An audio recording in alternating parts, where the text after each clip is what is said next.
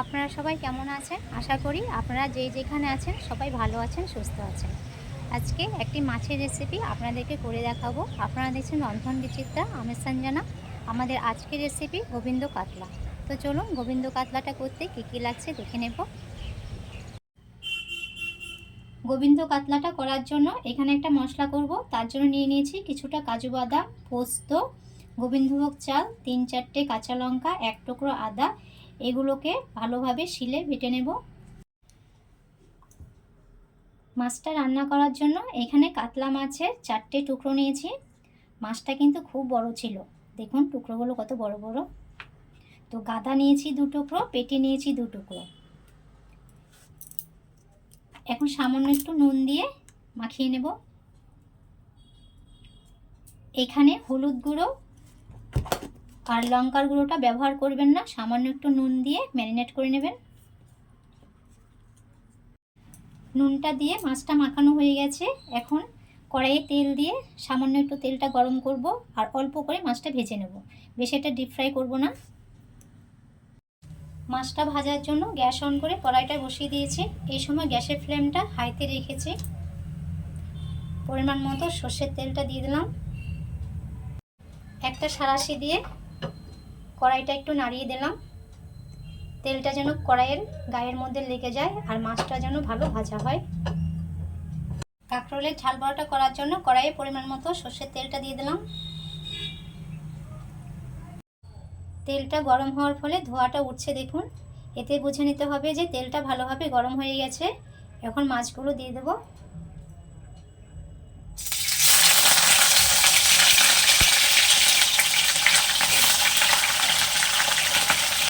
নিচের পিঠটা সামান্য একটু ভাজা হলে উপরের পিঠটা ভাজার জন্য মাছটা উল্টে দিচ্ছি।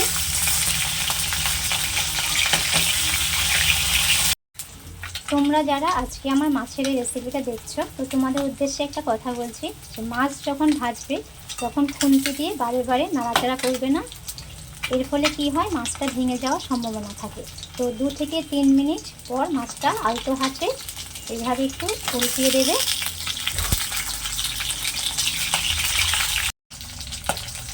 মাছটা ভাজা হয়ে গেছে, তো এটা আর লাল লাল করছি না। এই স্টেজে মাছগুলো তুলে নিচ্ছি। ফাইনালি মাছটা রান্না করার জন্য এখানে পরিমাণ মতো সর্ষের তেলটা দিয়ে দিচ্ছি। তেলটা গরম হয়ে গেছে। ফোড়নের জন্য কিছুটা কালো জিরে দিয়ে দিলাম। কালো জিরেটা সামান্য একটু ভাজা ভাজা হয়ে এলে এখানে বাটা মশলাটা দিয়ে দেব। বাটা মশলাটা দেওয়ার পর স্বাদ অনুযায়ী এখানে নুনটা দেব।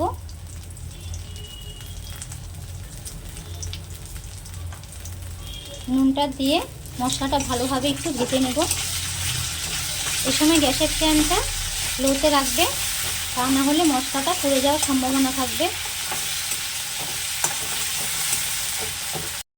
মশলাটা 1 মিনিটের মতো ভেজে নিয়ে এখানে একটা ছোট সাইজের টমেটোকে কুচি কুচি করে কেটে দিয়ে দিচ্ছি।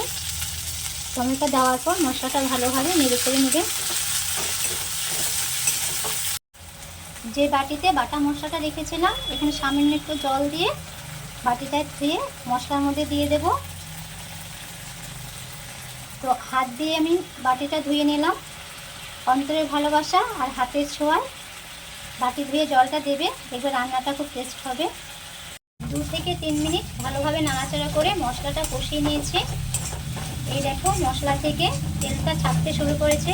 এই স্টেজে সামান্য একটু জল দিয়ে দেবো, কারণ এখানে ঝোলটা রাখবো না, মাছটা গা মাখা মাখা করে নামাবো। তার জন্য অল্প পরিমাণে জল দেবে, বেশি জল দেবে না।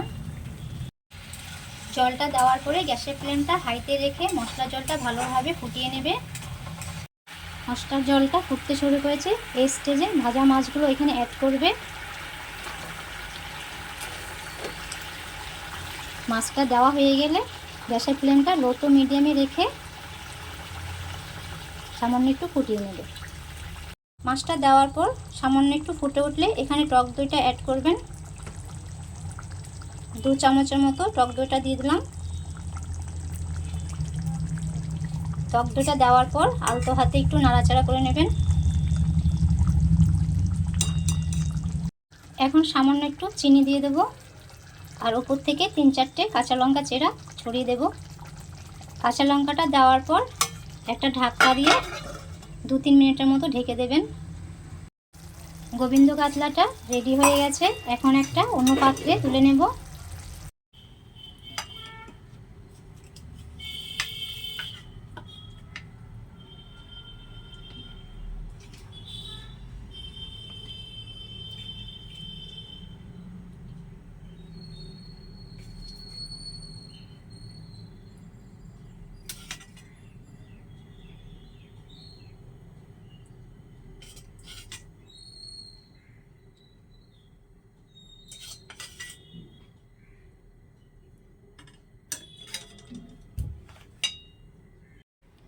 আমি যেই পদ্ধতিতে গোবিন্দ কাতলাটা তৈরি করে দেখালাম, আপনারা বাড়িতে সেই পদ্ধতিতে একবার ট্রাই করে দেখুন, দেখবেন খেতে ভালো লাগবে।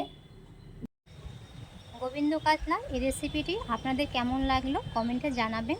আজ এই পর্যন্ত, দেখা হচ্ছে পরবর্তী একটি ভিডিওতে। সবাই ভালো থাকবেন, চিরসবুজ থাকবেন।